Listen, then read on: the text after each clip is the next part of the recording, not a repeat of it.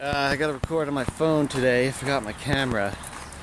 Working on a 2002 Mercury Sable, and I think this one is all fixed.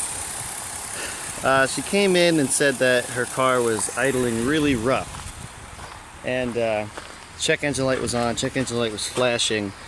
I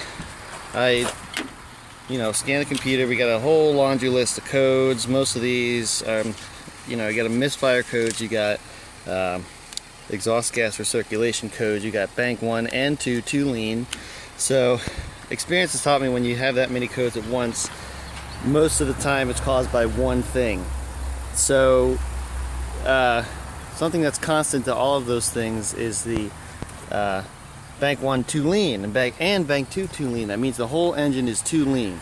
The fuel trims are super high on the rich side, and I figured if there's a big enough vacuum leak, it could compromise the exhaust gas recirculation control if it's vacuum control, and it is vacuum control. So first I tested that just to make sure. I took this off, put a vacuum gauge on it, pumped it up. It held vacuum just well, but I heard a pretty loud hissing, and I went in the back, and where is it?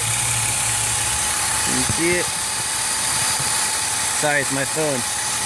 But there's a pretty large vacuum line that was just off, and it was very loose on the little port right there.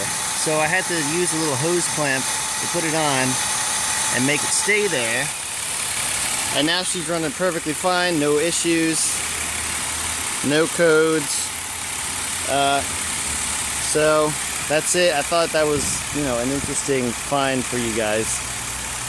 So yeah, if you get a whole laundry list of codes, just think about what could cause all of those codes.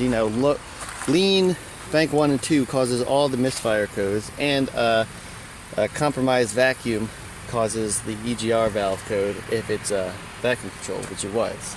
So that's pretty much it. You can see no more codes. So that's it, guys. Thanks for watching a little short video here. See you later.